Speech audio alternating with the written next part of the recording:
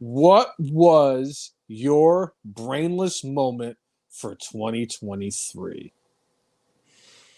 Jack Perry, dude. You have reached the Mount Rushmore of brainless moments. Jungle Bomb. There was nobody that should have been able to repair the bridge between WWE and CM Punk. But Tony Khan, the Young Bucks, and the final catalyst, Jungle Jerkoff, repaired that bridge. Subscribe. You took your most proven draw and you decided to go with the other people. Tony Khan decided to go with the other people, but Jack Perry, who it's like, dude, CM Punk's been doing this a long time. He's trying to give you good advice to have a longer career. And then you do something to incite him and get in his face before he's about to have a match, which ends up leading to a fight backstage, which ends up leading to him leaving the company. And oh, by the way, the company didn't fire Jungle Jerkoff. If he's the one who incited it, on top of the fact of all the crap that Jungle Jerkoff did throughout the year, specifically talking about what they were trying to do to promote All In,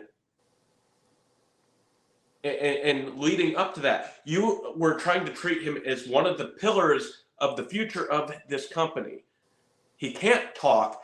Christian was talking about his dead father, and you still couldn't get emotion out of him. Yeah, for a guy whose dad was an actor, yeah, you'd think he'd be better at acting. Yeah. But all of that culminated at All In. Jungle Jerkoff can go in the ring. Nobody doubts that. But he is a bad character, and clearly he is a piece of work to deal with for somebody who's so young and is not a ginormous star at this point. Yeah. Yeah, the good news for him, he's still a kid, so he can mature. He can grow up.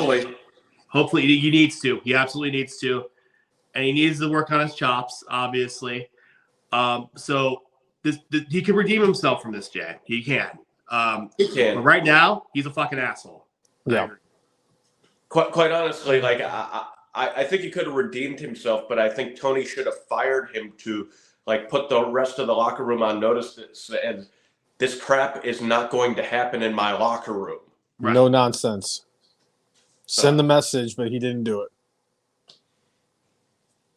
Nicole went with Shane McMahon showing up at WrestleMania and literally pulling a Vince McMahon, where he blew out his quads just like Vince McMahon did.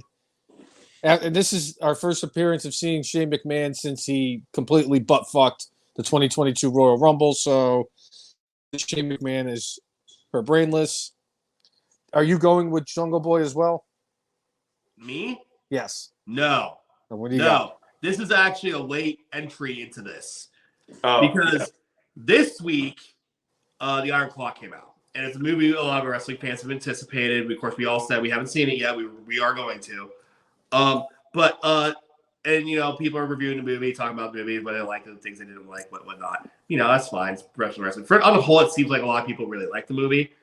But one thing I've been seeing a lot of discourse about, stupid discourse from a certain sect of fans, it's like, if they can make a movie about the Von Erichs, they can make a movie about Chris Benoit. Like, no, fuck that. Fuck that. Absolutely not. Chris Benoit killed. This is completely different. He killed his son and his wife. That piece of shit. No, absolutely not. Because it seems like every single year around the Hall of Fame time, it's like, maybe should Chris Benoit be in the Hall of Fame? Should he do this? No. Chris Benoit should never be acknowledged ever again on professional wrestling television in any way, shape, or form. And that's one thing WWE has done properly since the tragedy happened 16 years ago. And that's another thing. It's been 16 years. It's never happening, everyone. Move the fuck on. I'm so sick of hearing about this dude's name. And by the way, that movie would suck anyway because he was the most boring motherfucker on the planet. So, like, I mean, he's a great wrestler in the ring, I guess. But, like, as a character, as a talker, he sucked. So, like, he was the most boring dude you could possibly think of. So, no, we don't need to see Chris Benoit. We don't need to talk about him anymore. Please stop it. I'm begging you. Please stop it. Sure. Can't argue with that. Jay, I agree with you. Jungle Boy, Real Glass, Cry Me a River. That one comment has led to CM Punk returning to WWE after nearly 10 years, and he is on the verge of main eventing WrestleMania 40 this year because Jungle Boy couldn't keep his mouth shut because he didn't like the way CM Punk was running Collision after he beat the shit out of his friends at the pay-per-view a year prior. And Cousin Chris. And Cousin Chris, but we won't. And they're speaking very, very non-fondly about Cousin Lucy. Yeah. Not happy about that. Well, if you like what you've seen, whether you are a first-time watcher or a continuous fan, make sure you like us on Facebook, follow us on Twitter X, follow us on Instagram, and subscribe to us on YouTube at the letter T, the letter H, the letter E, the letter F, the letter N, MARKS, the Fn Marks. If you like, follow and subscribe to us, we will do the same back. That has always been our mantra, and make sure you set up notifications so that when we are live, you will be notified that we are live so you can talk about our favorite sport we all love to hate, professional wrestling. And make sure you subscribe to us on Spotify. That way you can take we're on Spotify now, on the road with you.